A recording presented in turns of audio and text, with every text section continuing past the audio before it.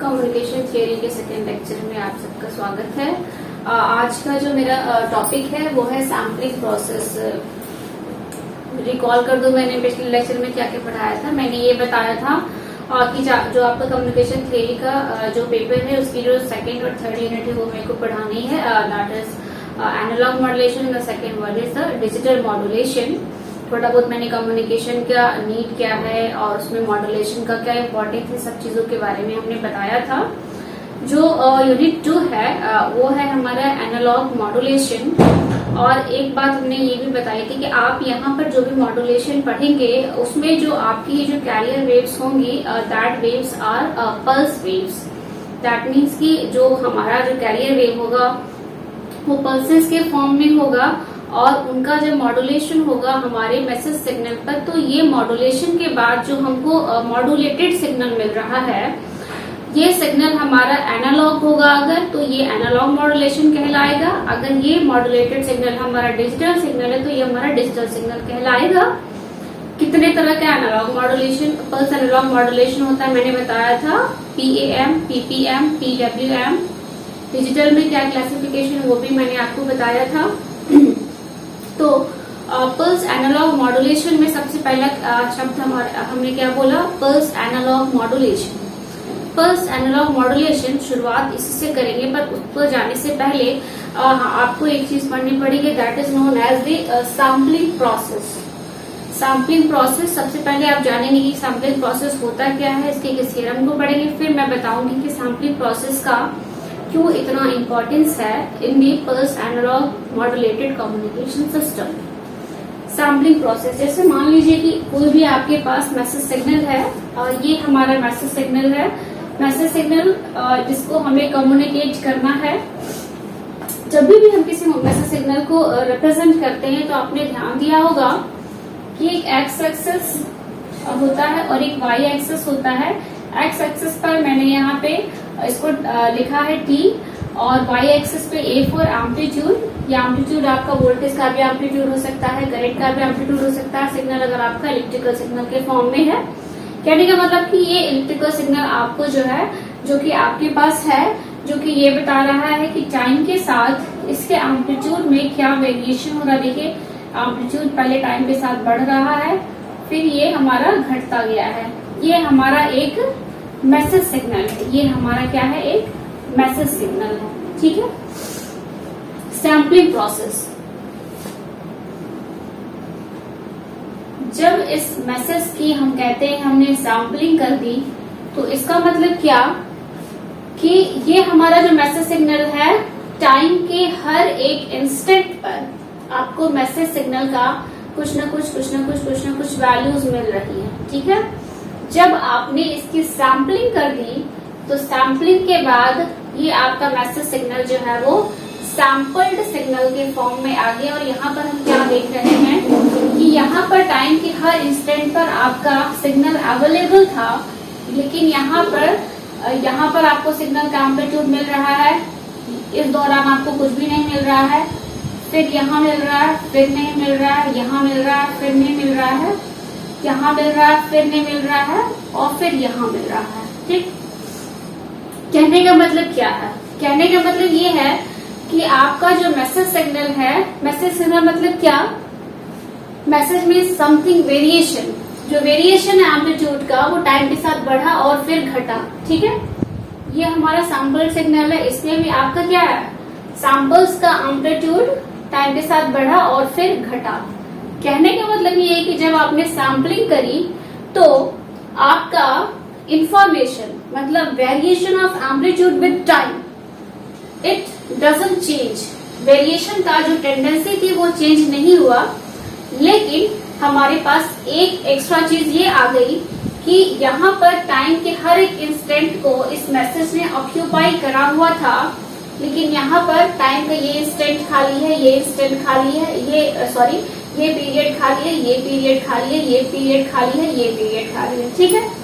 यानी कि हमने जब अपने सिग्नल की सैम्पलिंग करी तो इंफॉर्मेशन तो हमारा वही रहा।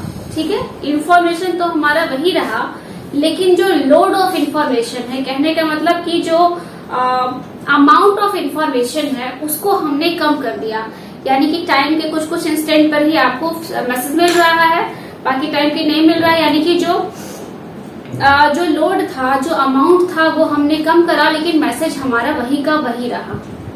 इस प्रक्रिया को सैम्पलिंग कहते हैं। सैम्पलिंग क्यों कहते हैं? सैम्पलिंग का मतलब क्या है? जैसे मान लीजिए कि ठीक उसी तरह से जैसे सैम्पलिंग करी जाती है कि कोई सा भी किसी गांव में हमको कोई डेटा लेना है, किसी गांव में किसी घरों में टीवी है, तो उसके दो तरीके हैं। आप हर घर में जाइए, हर किसी से पूछिए आपके पास टीवी है, सबसे आप पूछिए, और फिर एक बल्क डेटा आपके पास होगा, फिर आप अपनी इंफॉर्मेशन को रिप्रेजेंट करिए। दूसरा क्या तरीका है? आप एक टेंडेंसी बनाइए कि अभी आप इस घर में पूछेंगे 5 घर को छोड़ के, फिर एक घर में पूछेंगे, फिर 5 घर को छोड़ के फिर एक घर में पूछेंगे, उसके बाद फिर आप जो है अपने डेटा को रिप्रेजेंट करिए। दोनों में ही ऑलमोस्ट आपको जो डेटा मिलेगा वो सेम मिलेगा, लेकिन जो आपका जो एफर्ट है वो सेकंड वाले केस में कम हो जाएगा, क्योंकि आपने 5 और 1 6 घरों के सैंपल के तौर पे आपने एक ही घर को वहां पर रिप्रेजेंट किया। ठीक यही काम यहाँ पर किया जाता है कि जब भी हम किसी भी मैसेज सिग्नल को ट्रांसमिट करना चाहते हैं, तो अपने एफर्ट को कम करने के लिए हम एज इट इज मैसेज को मॉड्यूलेट ना करा के उसके स्पेसिफिक टाइम इंटरवल पे मैसेज की जो वैल्यूज होती हैं, जिनको सैंपल्स का नाम देते हैं, उन सैंपल्स को ले लेते हैं, जो से हमारा एफर्ट भी कम कर देता है और हमारा जो डेटा है वो भी अनअफेक्टेड रहता है। इसी प्रोसेस को हम जो है वो सैम्पलिंग प्रोसेस कहते हैं। यहाँ पर यह जो इंटरवल है, अच्छा देखिए यहाँ पर क्या है, पूरा का पूरा एक कॉन्टिन्यूअस सिग्नल है, लेकिन यहाँ पर हमें टीएस टाइम इंटरवल पर अलग अलग जो वैल्यूज मिल रही है, इनको हम नाम देते हैं सैंपल्स का। ये है एक सैंपल, ये है एक सैंपल, इनको हम नाम देते हैं इसका सैंपल्स का।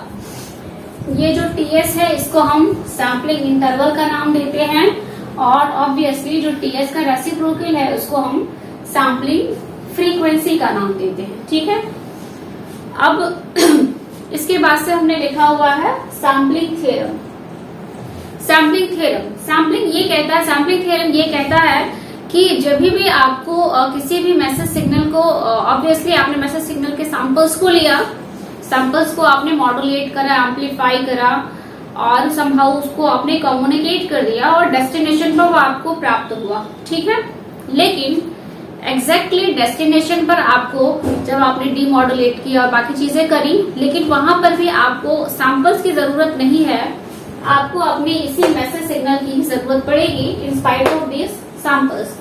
तो सबसे जरूरी बात यह है कि जब आपने सैम्पलिंग करी, देन जब आप ये भी जरूरी है कि after this sampling you will be able to recover or reconstruct your actual signal from that sampled signals. Sampling theorem इसी बारे में है। सैम्पलिंग थ्योरम ये कहता है कि अगर आप ये चाहते हैं कि आपने किसी मैसेज सिग्नल की सैम्पलिंग करी है, एंड आफ्टर सैम्पलिंग आप उन सैंपल्स में से अपने एक्चुअल सैंपल्स को अपने एक्चुअल सिग्नल को रिकवर करना चाहें, तो इसके लिए थ्योरम ये कहता है कि a signal whose spectrum is band limited to bHz can be reconstructed exactly from its sample, taking uniformly at rate greater than 2 bHz. That is, minimum sampling frequency is 2 bHz. This frequency is known as Nyquist frequency, and the corresponding interval is known as Nyquist interval. इस theorem में आप देख रहे होंगे a signal whose spectrum is band limited to bHz। ये थोड़ी सी अलग line होगी आप लोगों के लिए, a signal whose spectrum is band limited to bHz। ठीक है, इसका क्या मतलब है? किसी भी इसको समझने के लिए सबसे पहले हम जानेंगे कि किसी सिग्नल का स्पेक्ट्रम का क्या मतलब है। कोई भी सिग्नल है, उस सिग्नल की अपनी एक फ्रीक्वेंसी का रेंज होगा। कहने का मतलब ये कि उस सिग्नल में जो भी इंफॉर्मेशन है उस फ्रीक्वेंसी का एक रेंज होगा कि वो फ्रीक्वेंसी उसको जो कंटेन करती है वो एक पर्टिकुलर फ्रीक्वेंसी रेंज से दूसरे पर्टिकुलर फ्रीक्वेंसी रेंज के बीच ही इंफॉर्मेशन को कंटेन करती है, उसके बियॉन्ड वो कंटेन नहीं करती है। ठीक है, तो जैसे मान लीजिए कि हमने वो बोला कि कोई सिग्नल है और कोई सिग्नल है और वो बैंड लिमिटेड है बी हर्ट्ज। इसका क्या मतलब है?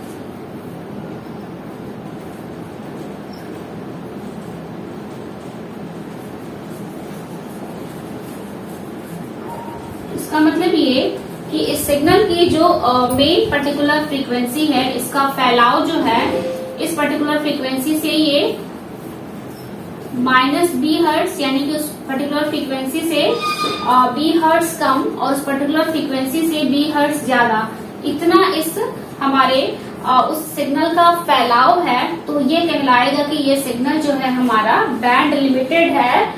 कितना?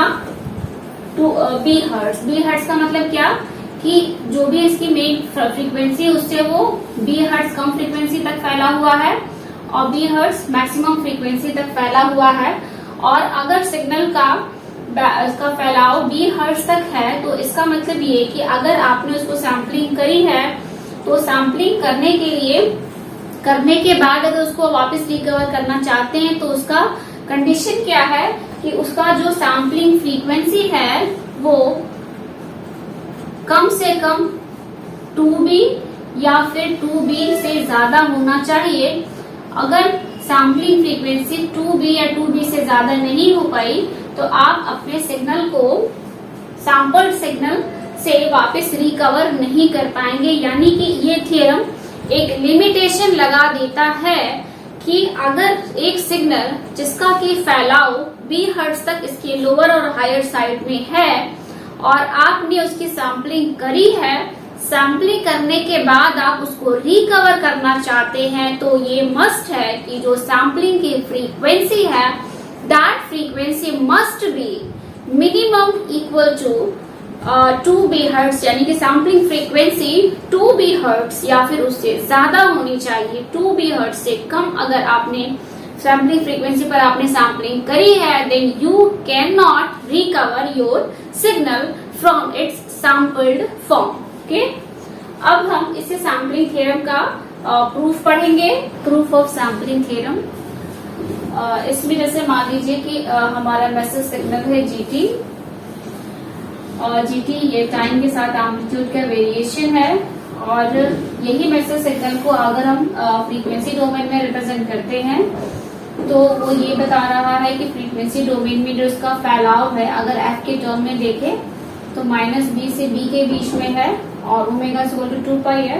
ओमेगा के टर्म्स में देखें तो फैलाव -2πb से 2πb है। एक्चुअली gt और g ओमेगा ये दोनों एक ही सिग्नल है, इनका अलग अलग रिप्रेजेंटेशन है। टाइम डोमेन में दैट मीन्स टाइम के साथ क्या वेरिएशन है एम्पलीट्यूड का, और फ्रीक्वेंसी डोमेन में यानी कि फ्रीक्वेंसी के साथ क्या वेरिएशन है एम्पलीट्यूड में, ये दोनों एक ही सिग्नल को रिप्रेजेंट कर रहे हैं।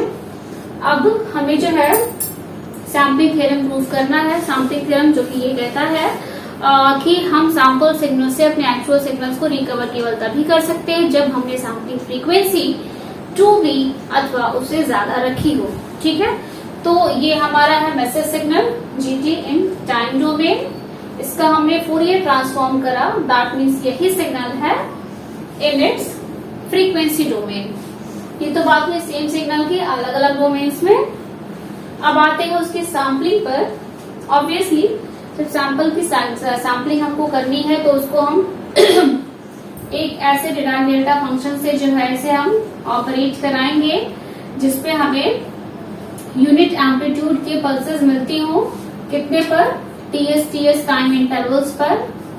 और जब ये दोनों आपस में ऑपरेट करेंगे मल्टीप्लायर के थ्रू तो हमें सिग्नल का सैंपल्ड फॉर्म प्राप्त होगा। दैट मीन्स, और अच्छा यहाँ पर सैंपल सिग्नल को रिप्रेजेंट करने के लिए हमने इसके ऊपर जो है वो बार लगा दिया है।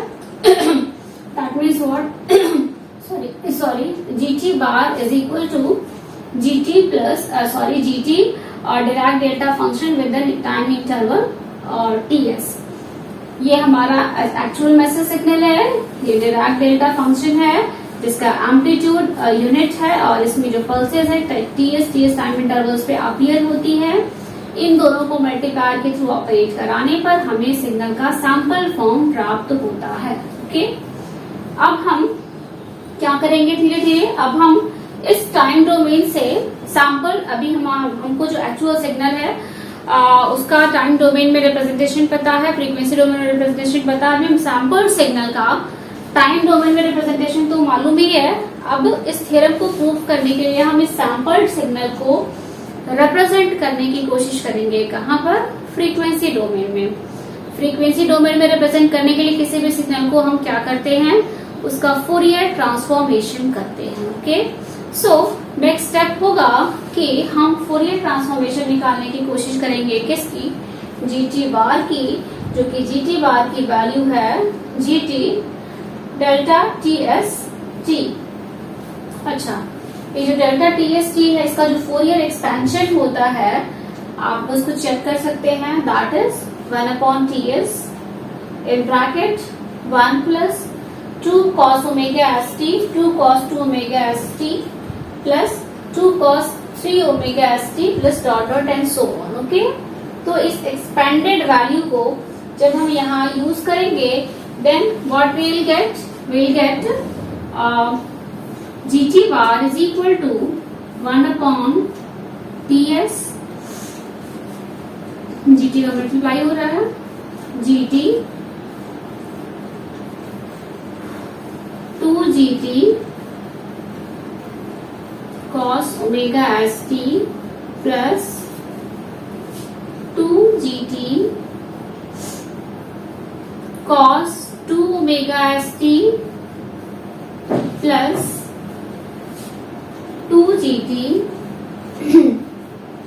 cos 3 omega st plus dot dot and so on। Okay, अब GT बार का फूरियर ट्रांसफॉर्म अगर आप रिप्रेजेंट करते हैं G ओमेगा बार से,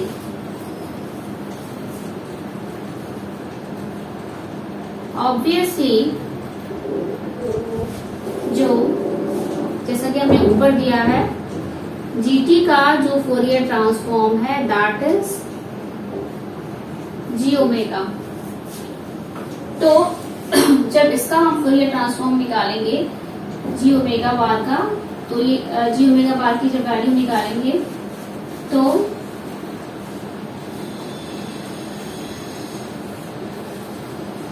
इसके लिए क्या करना होगा, हमें इस GT बार का फूरियर ट्रांसफॉर्म पूरा निकालना पड़ेगा G ओमेगा बार को निकालने के लिए। तो इसके लिए हम क्या करेंगे, बारी बारी से हर एक टर्म का फूरियर ट्रांसफॉर्म निकालेंगे। GT का फूरियर ट्रांसफॉर्म मालूम ही है G omega,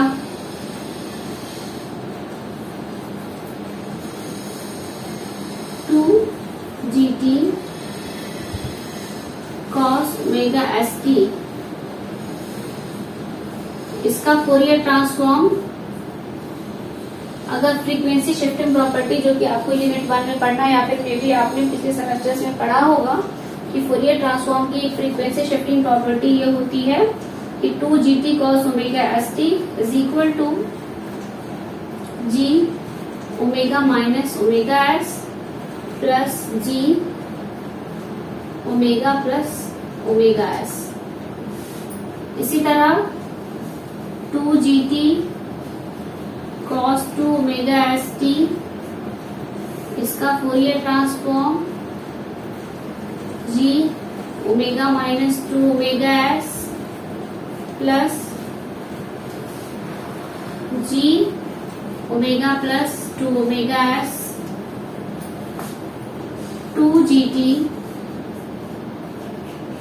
cos 3 omega st, इसका Fourier transform G omega minus 3 omega s plus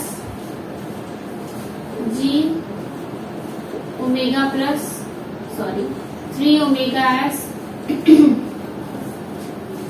इन सभी फूरियर ट्रांसफॉर्म्स की जब वैल्यू हम पुट करेंगे तो जी ओमेगा बार की वैल्यू क्या निकल के आएगी, दैट विल बी 1/ts। क्योंकि ts एक कांस्टेंट है तो इसका Fourier transform as it is रहेगा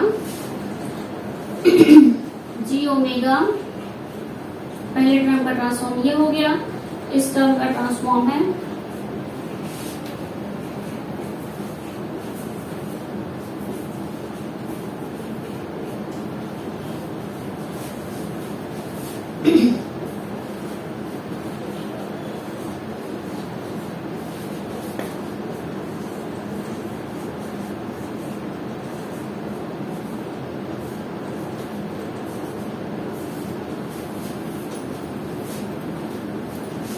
इन सभी को अगर हम एक G omega bar is equal to what, is equal to 1/ts summation over m from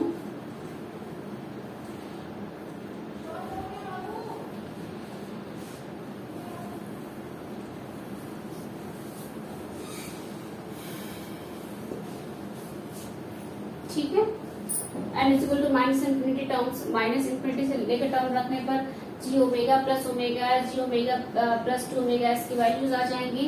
N is equal to 0 रखेंगे तो इनके जी ओमेगा मिल जाएगा, और n is equal to positive term रखने पर जी ओमेगा माइनस ओमेगा एस, जी ओमेगा माइनस 2 ओमेगा एस, सारे के सारे टर्म्स मिल जाएंगे। दैट मीन्स कि हमने यहाँ पर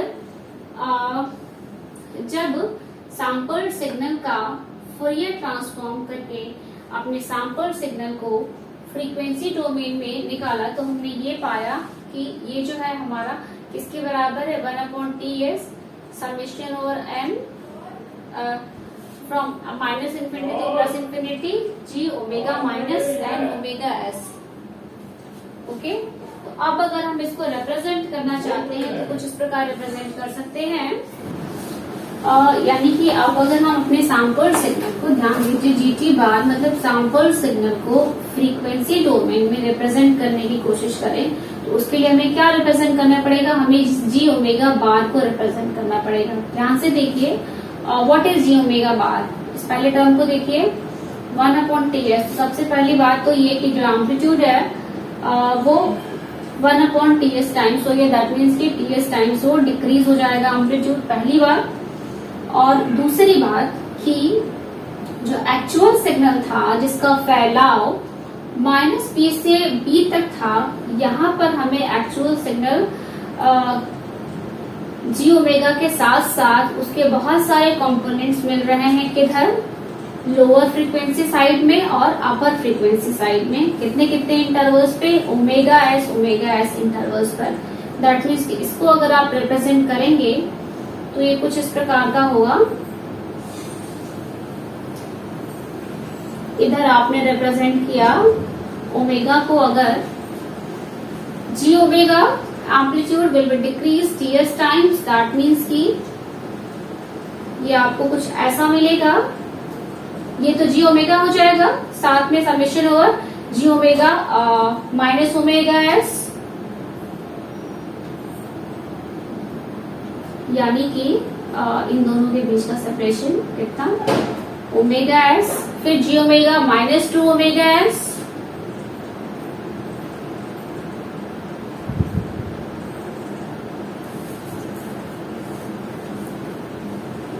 फिर इसी तरह से हायर साइड में जी ओमेगा प्लस ओमेगा एस,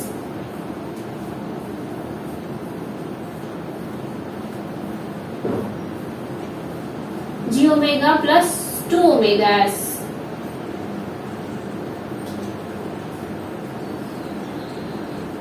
ठीक है ना, इस तरह से इधर हमको और भी मिलेगा। So what is this, this is our sample signal in frequency domain. ठीक है, अब बात कहाँ से शुरू हुई थी, बात शुरू हुई थी सैंपल्ड सिग्नल से अपने एक्चुअल सिग्नल को रिकवर करने को लेकर कि सैम्पलिंग थ्योरम आपको एक कंडीशन प्रेजेंट करता है कि you can recover your actual sample from its sampled form if and only if the sampling frequency is minimum 2B hertz, that means कि वो 2B hertz या फिर उससे ज्यादा होनी चाहिए। ठीक है, तो यहाँ पर जो है ये तो आपका ओमेगा के फॉर्म में है, इसको अगर आप फ्रीक्वेंसी के टर्म में भी दिखा सकते हैं। तो वैसे ये आपका क्या है, ये है आपका 2πb, इधर है आपका -2πb, इसको अगर इधर आप रिप्रेजेंट करें, ये क्या है b और ये है आपका -b। ठीक है, ऐसे ही ये आपका क्या है, यहां से लेकर यहां तक fs है। ओके, ये आपका पिक्चर ही काफी कुछ कहता है। अगर आप इससे अपने एक्चुअल को रिप्रेजेंट करना चाहते हैं तो क्या इसमें एक्चुअल आपका कहाँ है, एक्चुअल आपका ये है, बाकी ये सब आपको नहीं चाहिए। यानी कि समहाउ अगर आप प्राप्त करना चाहते हैं जी ओमेगा बार से जी ओमेगा, तो क्या करेंगे, सबसे पहला काम इसको आप ts टाइम एम्पलीफाई करेंगे, और एम्पलीफाई करने के बाद जो स्पेक्ट्रम है, इस स्पेक्ट्रम में जो मेन स्पेक्ट्रम है और उसके अलावे जो ये कंपोनेंट स्पेक्ट्रम जो नेबरिंग स्पेक्ट्रम्स मिल रहे हैं, उनको अगर आप किसी तरह से हटा दें तो आप अपने एक्चुअल सिग्नल को प्राप्त कर सकते हैं। तो अगर मान लीजिए कि आपने सैम्पलिंग फ्रीक्वेंसी जो की कंडीशन है कि sampling frequency must be equal to और ग्रेटर देन 2b, इसको आपने नहीं फॉलो किया, दैट मीन्स कि आपने fs को 2b से कम रखा। अगर आपने fs को 2b से कम रखा तो क्या होगा, जो आपका जी ओमेगा है उसका जो सैंपल फॉर्म जी ओमेगा बार, उसका स्वरूप कुछ इस प्रकार का हो जाएगा। यहाँ से यहाँ तक आपका जो है fs है, यहाँ से यहाँ तक आपका fs है, और यहाँ से यहाँ तक अगर आपने देखा तो ये b है, अगर यहाँ से यहाँ तक आपका b है, और यहाँ से यहाँ तक भी आपका b है, यहाँ से यहाँ तक b और यहाँ से यहाँ तक b। ठीक है, तो अगर आपने fs को 2b से कम रखा तो क्या होगा, ये जो कंपोनेंट है ये इसके ऊपर चढ़ जाएगा, ये जो है इसके ऊपर चढ़ जाएगा, ये कंपोनेंट इसके ऊपर चढ़ जाएगा। यानी कि यहाँ पर अगर आपने सैम्पलिंग फ्रीक्वेंसी को 2b से कम रखा तो जो कंपोनेंट स्पेक्ट्रम मिल रहा है आपको सैंपल फॉर्म में, वो आपके एक्चुअल स्पेक्ट्रम से, जो आपका सिग्नल का एक्चुअल स्पेक्ट्रम है उस पर ओवरलैप कर जाएगा। और अब अगर आप चाहेंगे अपने एक्चुअल जी ओमेगा को उसमें से निकालना, रिकवर करना, तो वो इम्पॉसिबल हो जाएगा। तो ये सीधे सीधे यहाँ पर प्रूव होता है हमारे इस G omega bar that mean sample signal के फ्रीक्वेंसी डोमेन में रिप्रेजेंटेशन से, कि if you want to recover your actual signal from your sample signal, then the sampling frequency must be equal to और greater than 2b, where the signal is band limited to b hertz. So this is the proof। और यहाँ पर यह जो minimum sampling frequency है obviously वो 2b होगी, इसको हम नाइक्विस्ट फ्रीक्वेंसी भी बोलते हैं। इस क्राइटेरिया को नाइक्विस्ट क्राइटेरिया बोलते हैं, और इस फ्रीक्वेंसी के करस्पॉन्डिंग जो सैम्पलिंग इंटरवल होता है उसको हम नाइक्विस्ट इंटरवल का नाम देते हैं।